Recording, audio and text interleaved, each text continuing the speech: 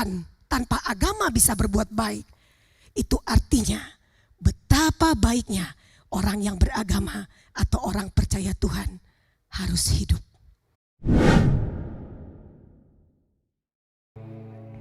Saya bersyukur diberi kesempatan untuk bersama-sama boleh memberikan firman Tuhan gitu ya. Kita akan sama-sama belajar, mungkin slide-nya bisa dikeluarkan.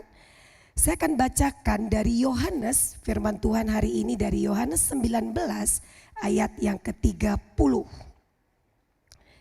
Yohanes 19 ayat ke-30, saya baca dari ayat 28 sampai ayat yang ke-30. 3 ayat ini diberi judul oleh LAI Yesus Mati. Saya akan bacakan dari Alkitab terjemahan edisi kedua. Sesudah itu karena Yesus tahu bahwa segala sesuatu telah selesai, berkatalah ia supaya digenapi yang tertulis di dalam kitab suci. Aku haus. Di situ ada suatu bejana penuh anggur asam. Lalu mereka melilitkan suatu bunga karang yang telah dicelupkan dalam anggur asam pada sebatang hisop dan mengulurkannya ke mulut Yesus. Sesudah Yesus meminum anggur asam itu, berkatalah ia, sudah selesai. Lalu ia menundukkan kepalanya dan menyerahkan nyawanya. Bapak, Ibu dan Saudara dikasih oleh Tuhan, tema kita hari ini adalah tetelestai atau sudah selesai. Bapak Ibu yang dikasih oleh Tuhan, kemarin kita bersama-sama di dalam ibadah tentang Taman Getsemani ya, atau mungkin juga seringkali disebut sebagai Kamis Putih. Ada beragam istilah yang digunakan oleh gereja-gereja. Kita belajar melihat tentang ketaatan Kristus sampai dia berkata hanya kehendakmu yang terjadi. Itu ya. Bapak Ibu, oke. Slide-nya belum keluar ya.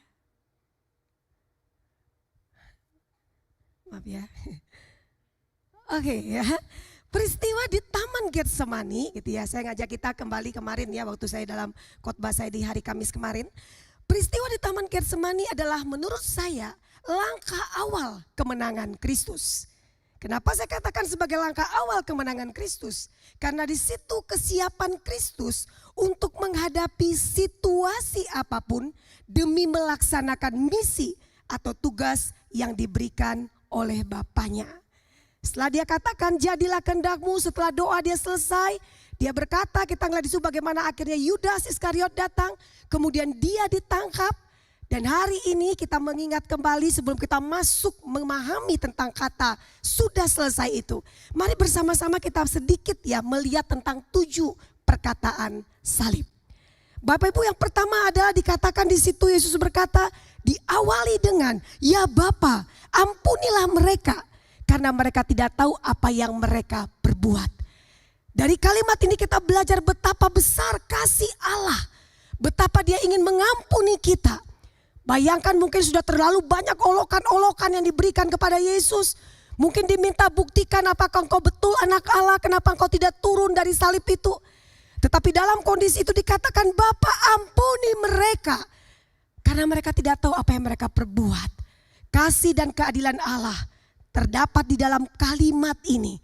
Karena untuk menyatakan keadilan Allah menerima kita yang harusnya menerima murka Allah itu, akhirnya digantikan atau diterima oleh Tuhan Yesus. Yang kedua Bapak Ibu, aku berkata kepadamu. Ada penyamun di situ kan ya. Ada satu yang tetap ingin mengatakan, ayo nih kalau memang betul selamatkan dirimu, selamatkan kami. Tetapi ada juga yang berkata, dia percaya kepada Yesus pada saat itu. Sehingga Yesus berkata, sesungguhnya hari ini juga engkau akan bersama-sama aku di Firdaus. Bapak Ibu dan Saudara, kami seringkali berdiskusi. Kok orang Kristen tuh enak ya Bu Ida, kata salah seorang mahasiswa saya. Enaknya di mana nak? Ya karena memahami keselamatan itu adalah anugerah. Kok kalau tiba-tiba misalnya dia sudah jahatnya luar biasa, terus sesudah itu dia mati. Ada yang mengunjungi sebelum meninggal ya. Sebelum meninggal ada yang mengunjungi. Terus dibimbing, maukah engkau percaya Yesus? Terus dia percaya kepada Yesus. Terus masuk surga Bu Ida. Enak banget. Saya berkata kepada dia, itulah namanya anugerah. Tidak ada peran manusia sama sekali. Makanya ada perbedaan konsep perbuatan baik kita orang Kristen dengan mereka yang dengan agama lain. Agama lain mungkin berkata perbuatan baik mempengaruhi dia ke surga atau dia reinkarnasi menjadi apa selanjutnya. Karma baikmu menentukan hidup selanjutnya. Kalau kamu melakukan karma buruk, maka mungkin kamu akan dilahirkan dengan yang lebih menderita lagi. Tetapi dalam konsep kekristenan, perbuatan baik adalah buah dari keselamatan yang telah diterimanya. Kenapa kita harus berbuat baik? Karena kita sudah diselamatkan oleh Tuhan. Kami berdiskusi lagi, apakah bisa kita berbuat baik tanpa agama? Semua mahasiswa saya menjawab, bisa. Bisa Bapak Ibu berbuat baik tanpa agama, tanpa Tuhan bisa? Banyak kan ya orang-orang yang berkata dirinya ateis kadang-kala jauh lebih baik dari kita. Terus pernyataan selanjutnya, kalau orang bisa berbuat baik tanpa agama, kalau begitu untuk apa adanya agama? Saya bilang itu pemikiran pertama. Bolehkah saya memberikan pemikiran yang kedua kepada mereka? Coba cara berpikirnya dibuat seperti ini. Kalau orang tanpa Tuhan, tanpa agama bisa berbuat baik, itu artinya betapa baiknya orang yang beragama atau orang percaya Tuhan harus hidup. Jangan dibawa dengan, kalau gitu gak usah percaya Tuhan, gak usah beragama. Kita bisa berbuat baik kok tanpa agama, kita bisa berbuat baik kok tanpa Tuhan. Saya bilang jangan pemikirannya diganti. Kalau orang yang berkata tidak percaya kepada Tuhan bisa hidup dengan baik, betapa baiknya kita sebagai orang yang percaya Tuhan harus hidup. Di situ menunjukkan dari kalimat ini memang anugerah. Saya tidak tahu Bapak Ibu apakah mungkin karena kita dapat anugerah atau keselamatan itu cuma semata-mata anugerah. Gak ada peranan kita sama sekali. Apakah itu yang membuat kita menganggap anugerah itu menjadi seperti murahan? Apakah begitu sehingga kita tidak menghargai anugerah yang telah Tuhan berikan itu bagi kita? Mari bersama-sama kita ya nanti akan merenungkan, melihat kembali. Kita lanjutkan perkataan yang ketiga. Yesus berkata kepada Yohanes muridnya. Wah, dia ngomong dulu ibu kepada ibunya, inilah anakmu, inilah ibumu. Kita lihat bagaimana dia menitipkan ya ibunya kepada muridnya. Kemudian yang paling gitu ya, yang ada kaitan. Saya ngomong khotbah yang kemarin. Kenapa Yesus begitu bergumul sedemikian rupa? Mengapa dia kalau bilang berkata kalau boleh cawan ini lalu daripadaku. Saya melihat teriakan di poin yang keempat ini dalam perucapan Yesus di kayu salib. Allahku, Allahku, mengapa engkau meninggalkan aku? Eli, Eli, lama sabachthani. Sesuatu hal yang barangkali Allah Bapa, Allah Tritunggal yang kita percaya dalam satu kesatuan yang gak bisa terpisahkan. Hanya untuk Bapak, Ibu dan saya yang seringkali tidak menghargai anugerah itu. Bapa, di situ dikatakan Yesus berkata, Bapa berpaling, Allahku mengapa engkau meninggalkan aku. Karena dosa kita, murka Allah itu yang harusnya kita terima. Akhirnya Tuhan Yesus yang menggantikannya. Luar biasa Bapak Ibu, bukankah setiap Jumat Agung kita memperingati hal yang seperti ini? Tapi apakah yang kita dapatkan, yang kita renungkan, yang kita lihat, kita tahu Tuhan mengasihi kita. Kita tahu Tuhan berkorban bagi kita. Apakah cukup sampai di kata tahu? Atau kita harus mau berpikir lagi. Kalau dia sudah habis-habisan untuk kita, bukankah kita juga harus habis-habisan untuk Tuhan? Kemudian dikatakan lagi ayat yang poin yang kelima, aku haus. Tadi dikatakan di situ supaya kenapa yang dikatakan oleh kitab suci, aku haus menunjukkan, menyatakan kemanusiaan Yesus. Sudah selesai yang akan menjadi perenungan kita di poin yang keenam. Setelah di situ dikatakan sudah selesai, maka poin yang ketujuh berkata, Bapa ke dalam tanganmu kuserahkan nyawaku. Bapak Ibu di sini dengan jelas dituliskan bahwa Tuhan Yesus bukan diambilkan, dia menyerahkan nyawanya. Beda dengan kita. Saya ingat sekali nangani satu orang yang mau meninggal, satu anak remaja. Waktu dia mau meninggal dia berkata, Bu Ida saya gak mau mati, gak mau mati, gak mau mati. Saya ngomongin lagi kamu mesti percaya Yesus kan kayak gitu ya. Gak mau mati sampai terakhir dia tetap berteriak tidak mau mati tapi akhirnya tetap meninggal. Karena nyawanya tidak di dalam tangannya. Yang boleh yang berhak mengambil atau tidak itu urusan Tuhan. Tapi kalau di sini kita melihat ada orang berkata apa bukti Yesus adalah Tuhan. Bagi saya dia adalah Tuhan, salah satu bisa kita lihat ketika dia menyerahkan nyawanya. Dia yang menyerahkan nyawanya itu kepada Bapaknya. Kemudian kita lihat nanti di hari Minggu kita merayakan kebangkitan Kristus. Bapak Ibu dan Saudara dikasih oleh Tuhan memiliki pemahaman, gitu ya. Pemahaman yang benar tentang ucapan Yesus yang keenam, tetelestai atau sudah selesai, menunjukkan kepada kita karya terbesar, karya keselamatan, karya salib yang Tuhan Yesus lakukan untuk menyelamatkan kita. Jadi karya itu sudah beres, sudah dituntaskan. Dan di situ saya tuliskan Bapak Ibu inti dari seluruh Alkitab. Saya ingat sekali, saya sering tuh karena saya kan kalau saya ngajar mata kuliah agama Bapak Ibu, kami itu seluruh agama. Jadi agama digabung semua dan kita memang memahami, belajar semua agama itu gitu ya. Enggak sedikit mahasiswa saya yang agama lain akan datang kepada saya. Bu Ida, saya berdoa agar Ibu menerima gitu ya. Ada yang berdoakan saya supaya saya menerima hidayah. Saya bilang, oh enggak, Ibu enggak marah. Enggak nak, enggak apa-apa doain aja. Nanti Bu Ida juga doakan supaya kamu menerima anugerah. Kan gitu kan ya? Ya dong, dia enggak boleh marah dong. Kan saya mau, dia juga mau dong kan gitu ya. Ada lagi satu anak lagi, terus dia berkata kepada saya, Bu Ida, saya merasa bahwa Ibu Ida lebih cocok menjadi sesuai dengan agamanya dia, agama Buddha. Saya bilang, wah ya gitu nak ya. Gitu. Saya walaupun agak terganggu ya, saya waktu pulang saya berpikir, kenapa kalimat itu muncul? Apakah orang Kristen dianggap tidak bisa, kan gitu kan ya? Atau dia menyelihat banyak orang Kristen yang hidupnya seperti apa? Saya mulai mikirkan, tapi balik lagi lah ya. Saya berkata kepada dia, andaikan gitu ya, di dalam kekristenan tidak ada Yesusnya, mungkin saya akan memilih tuh agama yang lainnya. Tapi persoalannya tidak. Yang saya imani, yang saya percaya, hanya di dalam Alkitab yang menceritakan tentang dengan lengkap kejatuhan manusia dalam dosa. Seluruh isi Alkitab itu akhirnya terfokus kepada karya keselamatan yang Tuhan berikan. Bukankah salah satu hal yang sangat menakutkan, salah satu hal yang membuat orang bingung itu adalah soal kematian. Tetapi kita lihat di sini sebagai orang-orang yang percaya kepada Kristus, kematian itu bukan lagi hal yang menakutkan bagi kita. Karena kita tahu OTW-nya kemana, menujunya kemana, kita tahu itu gitu ya. Kita lanjut lagi Bapak Ibu. Tetelestai adalah seruan kemenangan Yesus di kayu salib. Dari kata teleo, asal katanya yang artinya mencapai tujuan akhir. Jadi saya mengajak kita untuk melihat mungkin orang ya lagi pelari ya, lagi kompetisi lomba. Dia terus sampai akhirnya ke finish dan akhirnya dia bisa berkata, sudah selesai, saya menang sampai ke tujuan akhir. Tujuan akhirnya menang loh ya. Bukan sampai tujuan akhir kalah, tapi dia menang gitu ya. Menyelesaikan, menjadi sempurna. Terus ada lagi yang mengatakan di situ adalah akhir keberhasilan dari sebuah tindakan. Jadi mungkin melakukan sebuah tindakan, di akhir dari tindakan itu dia berkata, saya berhasil, saya sukses.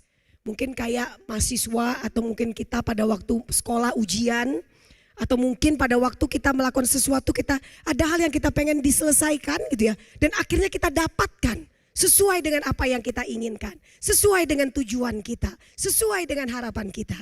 Kita bisa berkata, sudah beres ya, udah beres, tuntas semuanya. Oleh karena itu, melihat dari definisi ini, tetelestai itu adalah berbicara tentang Tuhan Yesus yang telah menyelesaikan pekerjaan, tugas yang diberikan Bapa. Karya keselamatan telah diselesaikan sebagai perwujudan kasih Allah. Tadi saya sudah jelaskan di awalnya lagi tentang betapa besarnya kasih Allah itu bagi kita. Bukan hanya sekedar selesai Bapak Ibu. Jadi enggak gini nih, Tuhan Yesus mati di kayu salib ya sudah selesai. Sampai di situ tidak. Sampai detik ini, sampai saat ini. Dampaknya terasa bagi kita. Karena berbicara kematian, dia sudah menyelesaikan karya keselamatan itu. Sehingga kita menjadi orang-orang yang mendapatkan keselamatan. Roma 5 dalam surat Paulus berkata bahwa dikatakan karena Kristus kita diperdamaikan dengan Allah. Karya salib telah menyelesaikan beberapa hal ini Bapak Ibu. Satu adalah kita tahu kejatuhan manusia dalam dosa. Rusak relasi manusia dengan Allah, sesama dan ciptaan lainnya. Makanya di sini dikatakan pada waktu Yesus berkata sudah selesai, dia membereskan itu, maka relasi yang rusak itu sekarang diperdamaikan. Kita bisa berdamai dengan Tuhan kita.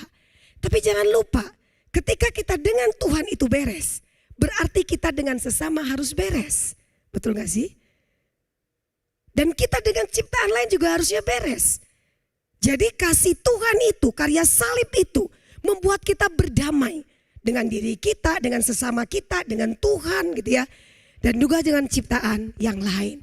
Jadi alangkah tidak tepatnya kalau kita berkata, saya begitu dekat dengan Tuhan, saya sudah berdamai dengan Tuhan, tapi kita masih menyimpan kebencian dengan sesama kita. Kita nggak membereskan dengan sesama kita. Itu nggak nyambung gitu ya. Tapi kita lihat di sini, saya jadi ingat Bapak Ibu ya. Kira-kira Bapak Ibu, negara kita kan dasar negaranya Pancasila ya, betul ya. Apakah waktu muncul sila pertama ketuhanan, kedua kemanusiaan, ketiga persatuan, apakah pada waktu para tokoh-tokoh pejuang Insinyur Soekarno dan semua teman-teman itu ya, semua para pejuang kita, bapak-bapak reformasi itu ya, apakah mereka itu sila pertama langsung sila pertama itu apakah langsung ketuhanan yang Maha Esa? Saya karena sudah ngajar Pancasila, jadi saya jadi belajar gitu kan ya. Sila pertama tuh harusnya persatuan Indonesia. Karena dilihat Indonesia ini perlu bersatu. Tapi akhirnya dalam sidang-sidang rapat-rapat untuk persiapan kemerdekaan, akhirnya muncullah sila pertamanya adalah ketuhanan yang Maha Esa. Kenapa? Makanya di pembukaan Undang-Undang Dasar kalimatnya apa? Berkat rahmat Allah atau berkat rahmat Tuhan ya, atau berkat rahmat Allah. Tergantung agama masing-masing lah menyebutnya apa. Berkat rahmat Tuhan. Kita menyadari bahwa itu semua karena Tuhan. Semua berkat Tuhan. Makanya sila pertama ketuhanan yang Maha Esa. Apa artinya? Kenapa sila kedua kemanusiaan? Saya mencoba di situ karena saya ngajar agama dan ngajar Pancasila. Saya gabungin ya, saya pikirkan, iya ya. Berarti ketika orang dengan Tuhan beres, ketuhanannya beres, maka dia baru bisa memanusiakan manusia. Setelah orang itu bisa memanusiakan manusia, barulah kita bisa berbicara tentang persatuan. Ketika kita bersatu, maka kita dengan mudah duduk bersama musyawarah untuk mufakat. Ketika kita bisa bermufakat dan bermusyawarah, maka keadilan sosial akan dirasakan oleh seluruh rakyat Indonesia. Bapak Ibu dan Saudara dikasih oleh Tuhan, saya membayangkan, iya ya kenapa ya? Kenapa endingnya nggak persatuan? Berarti kita sadari bahwa Pancasila itu menurut saya, itu betul-betul ngelihat beres ya dengan Tuhan. Ketika kita beres dengan Tuhan, maka kita harus beres dengan sesama kita. Dan di sini dikatakan lagi gitu ya. Jadi jangan pernah berkata saya sudah berdamai dengan Tuhan, tetapi kita masih membenci sekitar kita. Itu mah nggak cocok gitu ya. Itu berarti ada persoalan. Makanya nanti kan kalau kita perjamuan kudus kan pasti ditanyain tuh ya. Kalau ada masalah beresin dulu gitu ya. Maaf-maafan dulu dah ya gitu ya. Itu baru kita boleh ikut perjamuan kudus. Bahkan kita mungkin akan susah doa Bapa kami ya. Ampunilah kesalahan kami seperti kami juga mengampuni. Gak bisa kalau kita gak mengampuni gitu ya. Kedua, karya salib itu telah menyelesaikan masalah murka Allah. Bukankah itu akibat dosa yang sangat kita takutkan? Murka Allah, kebinasaan, kematian kekal selama-lamanya. Itukah yang membuat kita sebagai orang-orang yang tadinya sudah jatuh dalam dosa, kita yang harus menerima murka Allah itu. Tetapi karya salib menyelesaikannya. Bapak Ibu, ada begitu banyak orang berkata, wah masalah saya berat. Tapi adakah masalah yang lebih berat dari masalah dosa yang membuat kita harus mengalami kematian kekal, kebinasaan selama-lamanya di dalam kekekalan itu? Kita di dunia mungkin ada, saya nggak bisa berkata bahwa kita sebagai anak Tuhan nggak akan menghadapi masalah, nggak ada ayatnya. Kalau ada ayatnya saya kutip. Pada waktu kita ikut Tuhan, nggak ada masalah dalam hidup, semua oke-oke saja, nggak ada Bapak Ibu. Dengan kata lain kita tahu bahwa ya selama kita masih hidup di dunia akan selalu ada paket sukacita, duka cita, mendapat, kehilangan gitu ya. Itu akan menjadi paket. Tapi apakah pergumulan-pergumulan kita, permasalahan-permasalahan kita di dunia itu sebanding dengan kemuliaan yang akan kita terima dalam kehidupan kekal bersama dengan Tuhan? Waktu kita terfokus kepada permasalahan kita di dunia, kadangkala kita tidak bisa melihat betapa indahnya dalam kekekalan kita akan hidup bersama dengan Sang Pencipta kita saat Dia datang kembali menjemput kita. Bapak Ibu, mari bersama-sama kita lihat, gak ada bagi saya masalah yang lebih besar daripada masalah dosa. Dan itu sudah diselesaikan oleh Tuhan. Sudah dibereskan. Jadi tinggal persoalannya adalah, kita tahu nih, oke Tuhan kau sudah menyelesaikan masalah terbesar itu. Kalau masalah dosa Dia berikan anaknya bagi kita untuk menggantikan kita. Masa sih masalah yang lain Tuhan akan tinggal diam? Benar gak sih Bapak Ibu? Di Alkitab bilang apa? Ujian yang kamu alami tidak akan melebihi kekuatan kan?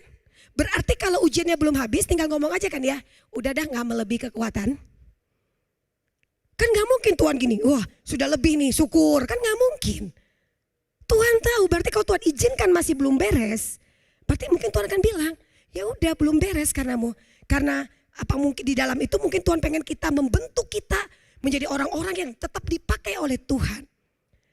Saya ingat kunjungi salah satu orang oma, ibu oma itu sakitnya belasan tahun di tempat tidur. Karena di tempat tidur terus punggungnya itu sampai luka ya, jadi tiap hari itu mesti dibersihkan dengan seorang suster.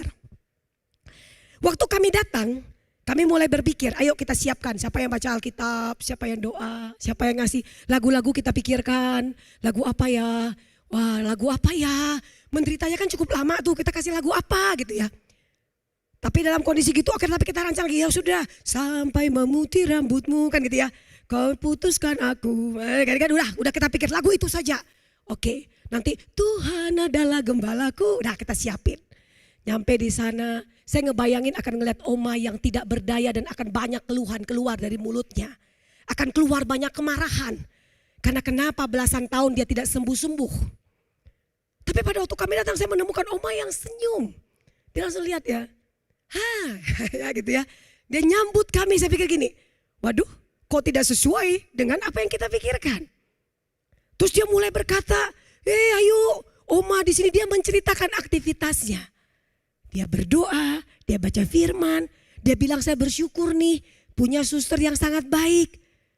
Terus dia berkata lagi, ya kalau sudah nyanyi memang seringkali sakit kalau lagi dibersihkan. Terus saya mulai berkata, oma kok bisa gitu ya, kok bisa tetap menyambut kami dengan senyuman, dengan sukacita. Apa kata oma ini? Apa yang saya alami tidak sebanding dengan apa yang Yesus alami. Pada waktu dia ngomong gitu saya mikir lagi, waduh kita lihat-lihatan siapa yang mau baca ayat. Kayaknya ayatnya juga dia mungkin sudah lebih hafal dari kita kan gitu ya. Akhirnya saya mulai, oma mau didoakan apa? Ini gue suka nih, doakan gue mati.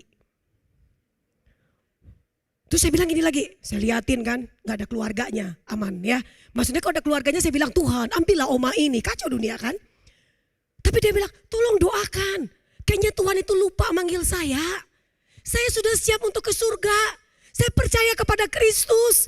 Saya rasa banyak orang muda kenapa duluan. Saya aja yang duluan yang sudah siap. Dia bilang gitu.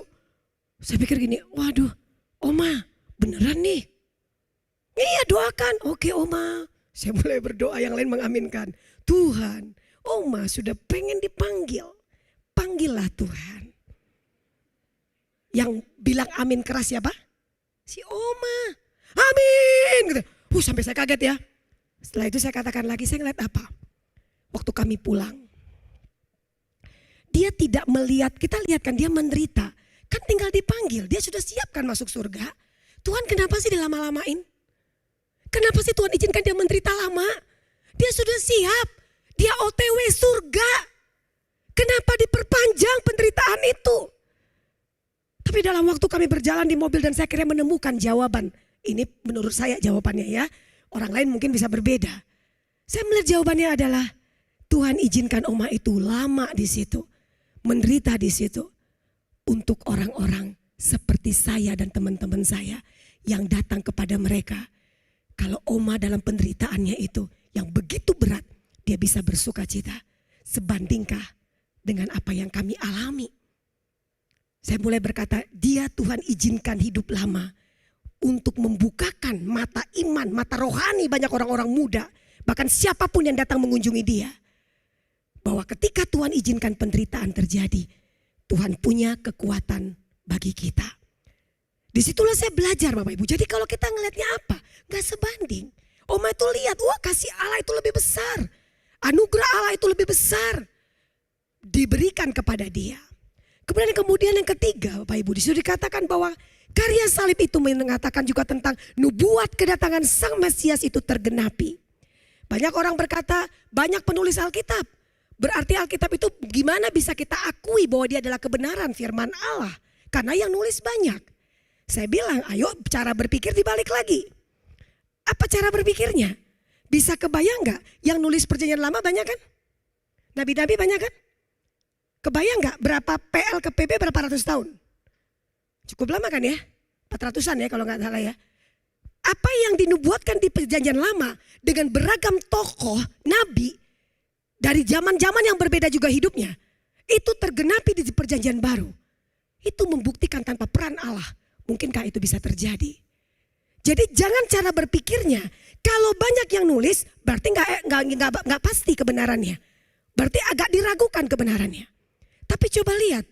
Beragam nabi yang menubuatkan tentang Mesias. Di beragam tahun, di perbedaan-perbedaan waktu. Itu semua tergenapi di perjanjian baru. Yesus datang. Yesus sang Mesias itu datang untuk menyelamatkan manusia. Itulah bagi saya menunjukkan bahwa benar-benar Alkitab kita adalah firman Allah yang hidup. Firman Allah yang benar. Kita percaya bahwa memang Tuhan yang menuntun mereka semua. Para penulis Alkitab, para rasul semua dituntun oleh Tuhan. Sehingga menjadi satu kesatuan yang indah. Ada benang merahnya antara PL perjanjian lama ke perjanjian baru. Bapak Ibu dan Saudara dikasih oleh Tuhan, oleh karena itu kalau kita lihat semua Tuhan sudah bereskan. Bagaimana kita mengaplikasikan firman Tuhan ini? Bagaimana kita harus ngelihat terus apa? Oh, saya sudah tahu Tuhan mengasihi saya. Kita mengingat sekarang, kita memperingati hari kematian Kristus. Kita sudah tahu betapa Tuhan mencintai kita, saya sudah tahu semuanya. Bagaimana kita mengaplikasikan? Bagi saya minimal 2. Pertama adalah mari kita bersyukur untuk karya keselamatan yang Tuhan berikan bagi kita. Bapak Ibu permisi tanya yang hadir pada hari ini. Kalau yang bisa boleh angkat tangan ya kan gak masalah ya. Boleh ya tanya Pak Alex ya. Oke. Pertanyaan saya adalah di dalam setiap ada ruang kesaksian. Baik itu komisi wanita, komisi remaja, komisi pemuda dan komisi-komisi lainnya gitu ya. Biasanya kan ada tuh yang disuruh gini. Silakan kalau ada yang mau kesaksian. Ada yang gitu kan ya. Terakhir MC-nya gara-gara gak ada yang mau kan. Betul ya. Nyanyi dulu kan gitu ya. Terus baru mulai, gak ada. Ya udah mulai dengan saya ya, kata MC kan. Nanti dia nyanyi lagi, yang kedua gak ada. Oke lah sekarang anggap ada. Pertanyaan saya adalah, Bapak Ibu selama ikut semua komunitas persekutuan itu yang ada kesaksiannya.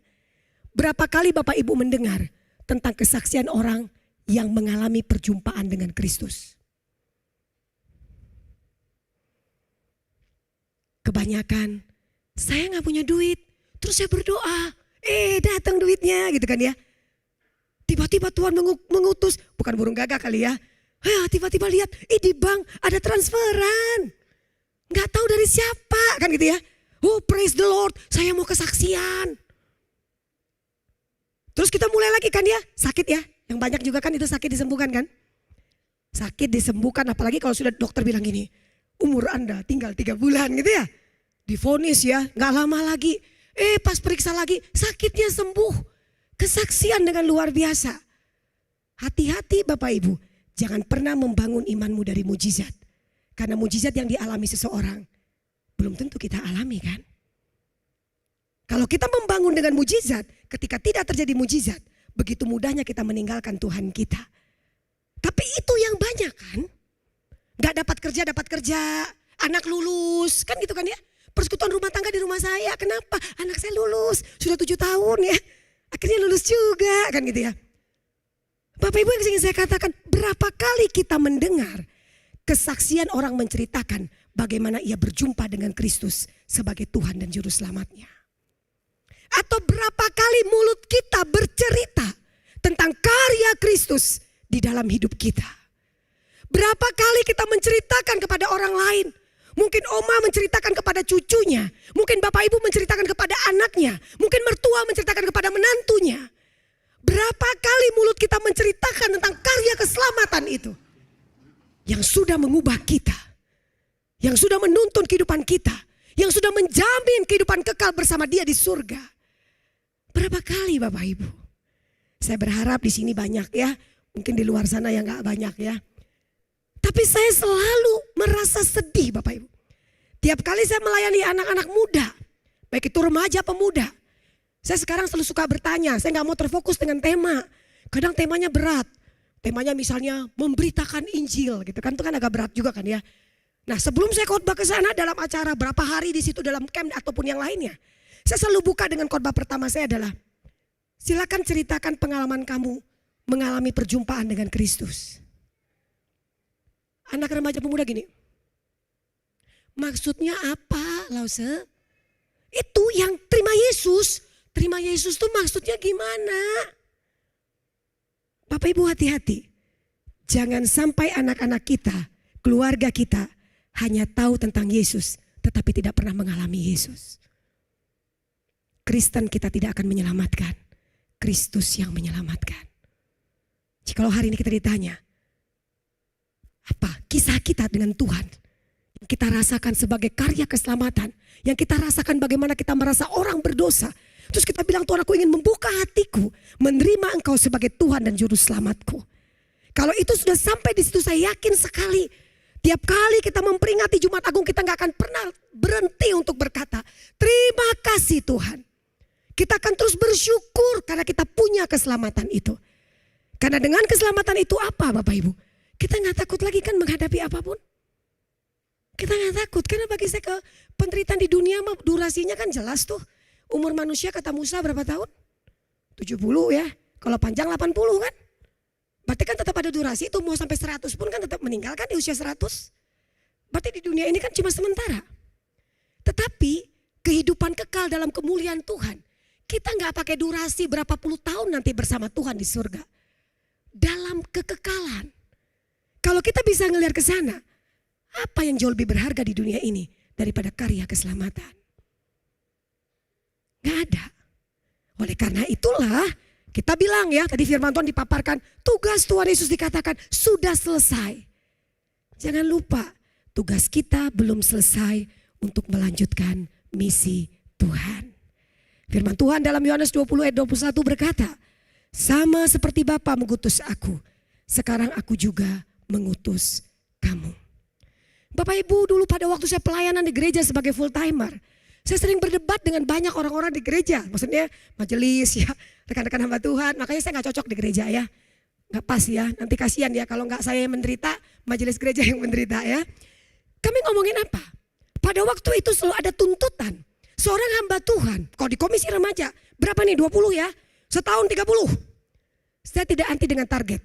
Kita perlu ada target. Tetapi jangan lupa, target bukan menjadi tujuan utama kita kan. Apa gunanya jumlahnya 1000 kalau gak percaya Tuhan semua? Mending 10. Tapi percaya Tuhan kan gitu kan ya.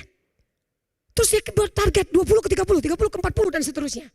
Itu tugas saya. Saya waktu itu di komisi anak muda. Kamu pokoknya tugasnya ya, tahun depan harus berlipat ya, tambah. Saya gak anti dengan itu. Terus saya katakan kepada mereka, waktu Tuhan Yesus naik ke surga, kan dibilang tuh kan ya, pergilah jadikanlah semua bangsa muridku gitu ya. Kan berarti memberitakan Injil kan ya Bapak Ibu. Emang tugas STH di situ? Ada tulisan gak? Hai kamu yang sarjana teologi, S2 teologi, S3 teologi misalnya ya. Guru agama, ya hamba-hamba Tuhan itu tugasmu. Enggak. Berarti kalau kita ingin gereja kita semakin banyak orang yang bertobat, tanggung jawab semua orang yang ada di dalamnya. Karena ayat ini tidak hanya untuk para STH atau para pendeta atau para penginjil.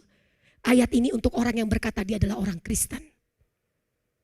Dia adalah orang yang percaya kepada Kristus.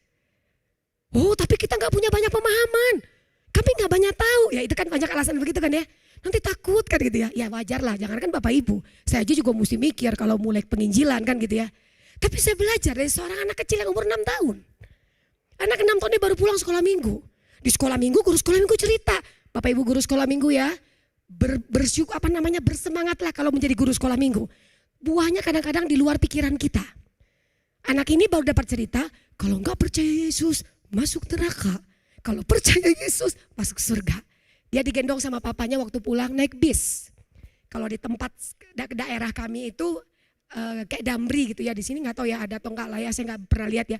Pokoknya kalau tempat duduknya penuh, kita yang harus berdiri itu loh. Papanya pegang, kepala anak itu ke belakang. Ada bapak-bapak di belakangnya. Si anak kecil ini bilang, Om, percaya Yesus. Kalau Om gak percaya Yesus, Om masuk neraka. Ini rame nih orang nih. Dia ngulang lagi. Om percaya Yesus. Kalau om gak percaya Yesus, gak masuk surga loh. Anak 6 tahun sekolah teologi di mana? Dia belum masuk seminari. Dia belum masuk sekolah teologi. Dia cuma tahu orang butuh Kristus untuk masuk surga. Itu yang dia tahu. Itu yang disampaikannya. Dan Roh Kudus bekerja melalui dia. Dari mana cerita ini muncul dan diketahui oleh banyak orang di kota saya? Dari si bapak yang bertobat. Bapak itu turun dari bis itu berpikir, kok anak terngiang-ngiang kan dia? Om, percaya Yesus gitu ya. Kalau enggak masuk neraka loh ya. Masuk surga, percaya Yesus. Setelah itu apa yang dilakukan oleh si bapak ini? Dia datang ke gereja. Dia pergi ke pendeta. Dia tanya, siapakah Yesus itu? Bapak Ibu dan Saudara dikasih oleh Tuhan. Bukan soal seberapa banyak pengetahuan kita tentang firman Tuhan. Tapi seberapa banyak hati kita rindu untuk memberitakannya. Kita bisa belajar, tapi kalau tentang Yesus Juru Selamat kan udah jelas kan dari kecil juga sudah diajarin kan. Nah itu bisa kan kita lakukan. Oke lah kita gak pakai pergi-pergi ke seluruh dunia, mungkin belum sampai ke sana. Lihat orang-orang terdekat kita. Bapak Ibu siapa yang menceritakan Kristus kepada anak-anak kita? Guru sekolah minggu? Pembina sekolah minggu? Pembina remaja? Atau kalau mengacu ke firman Tuhan? Harusnya tanggung jawab kita kan? Para orang tua. Ajarkanlah berulang-ulang, ajarkanlah berulang-ulang. Waktu berdiri, waktu duduk, kan jelas sekali itu di kitab Ulangan. Bapak Ibu dan Saudara, mari sama-sama kita melihat tugas kita belum selesai, belum kelar, belum beres. Dunia ini membutuhkan karya keselamatan Kristus. Itu tugas Bapak Ibu dan saya. Tugas semua orang Kristen. Tugas kita semua. Oleh karena itu mari sama-sama kita lihat, kita gak ada gunanya kita di sini mungkin berkata, oh karya terbesar, Yesus sudah mati. Iya bagi kita, tapi kan gak untuk kita saja. Tuhan pengen memakai kita, oke, beritakan, ceritakan kepada orang-orang yang belum mengenal Kristus. Jangan sampai kita ngerasa sebetulnya dia sudah percaya Kristus, ternyata dia cuma beragama Kristen. Mari bersama-sama kita ngelihat, gak usah toleh dulu keluar, toleh dulu ke dalam. Karena tiap kali saya bertanya, yang tadi saya katakan, dalam acara-acara remaja pemuda, kadang-kadang dari 300 anak remaja, saya tanya ceritakan Yesus, perjumpaan kamu dengan Yesus. Gak nyampe 10% yang berdiri. Saya diam. Saya disuruh khotbah, temanya memberitakan Injil. Tetapi yang baru bertobat cuma 10%. Terus saya katakan kepada dia, saya mulai gali lagi, saya duduk. Oke, kita gak usah berkhotbah, mari kita berdiskusi. Saya bilang kepada timnya, kepada panitia, gak usah pakai khotbah, kita diskusi saja. Karena menurut saya adalah, kita gak mungkin bisa berkata, utuslah aku sebagaimana Yesus mengutus aku. Kalau kita belum mengalami Yesus itu. Bapak Ibu, dalam kita memperingati Jumat Agung ini, mari bersama-sama kita evaluasi diri. Kita Kristen atau kita pengikut Kristus? Kalau kita cuma menjadi seorang yang beragama Kristen, mungkin hari ini kita mengambil keputusan di hadapan Tuhan. Tuhan, aku ingin menjadi orang yang percaya Kristus, bukan berstatus di KTP agama Kristen. Karena Kristen tidak menyelamatkan, Kristus yang menyelamatkan. Pada waktu kita berkata, oh saya sudah mengalami itu, kita bersyukur dengan pengalaman itu. Bapak Ibu, kita punya tanggung jawab menceritakan kepada orang-orang di sekitar kita. Bapak Ibu, izinkan saya mengakhiri dengan kesaksian. Saya punya ipar tapi sudah meninggal ya, kakak ipar saya. Waktu dia sebelum meninggal, saya setiap kali datang ke kota saya gak berpikir untuk menginjili. Saya pikir ya sudahlah, sudah Kristen kan. Sampai di suatu titik saya dikasih tahu informasi bahwa kakak ipar saya ini kena sakit kanker paru. Terus dia di rumah sakit, terus saya doakan. Terus saya lagi berpikir, lihat jadwal dan lain-lain, saya gak mungkin bisa pulang. Saya cuma bilang, Tuhan, saya tidak minta untuk disembuhkan. Walaupun saya berharap kalau Tuhan mau sembuhkan, Tuhan sembuhkan. Tapi saya cuma minta Tuhan, seperti penjahat yang di dekat Tuhan itu loh. Saya bilang gitu, berikan dia kesempatan untuk percaya kepada Kristus. Menerima Yesus sebagai Tuhan dan Juru Selamat. Terus tiba-tiba jam 7 malam saya ditelepon. Kondisinya menurun. Terus saya berdoa masih bisa. Saya ngomongin, Bang ingat ya, ada Tuhan Yesus, percaya Yesus, percaya Yesus. Terus dia bilang lagi, gak bisa lagi ngomong dengan jelas. Terus jam 10 malam kakak saya telepon lagi. Di situ saya sudah mulai berkata, Tuhan ini kesempatan kalau boleh Tuhan dia menerima Yesus. Di video ini kan di speaker, kakak saya sudah gak peduli. Di situ banyak orang dia udah gak peduli, dia dengarkan, dia biarkan saya ngomong sama ipar saya. Kalau betul-betul mau percaya Tuhan Yesus, letakkan tangan di dada. Terus saya bimbing dia percaya Tuhan Yesus. Sampai akhirnya kakak saya bilang sambil saya masih berdoa, salibnya, salibnya, terus nyanyi kami kan ya. Kasih Allahku sungguh telah terbukti, setengah jam lebih. Saya bernyanyi, saya berdoa. Sampai di terakhirnya kakak saya bilang, sudah pergi. Dia pergi tidak dengan siksaan yang mungkin aduh gak mau mati. Tidak. Saya mengimani. Waktu kami berdoa, dia sudah percaya kepada Kristus. Bapak Ibu di sekitar kita, masih banyak orang yang belum mengenal Kristus kan? Keluarga kita, apakah semua sudah di dalam Kristus? Apakah kita tinggal diam? Atau nunggu nanti? Atau tunggu dengan kata-kata yang sering diucapkan banyak orang? Andaikan aku tahu dia cepat pergi, aku pasti menyampaikan berita kebenaran itu. Penyesalan itu selalu datang terlambat. Selagi ada waktu, mari kita melakukan tugas kita. Karena tugas kita belum selesai.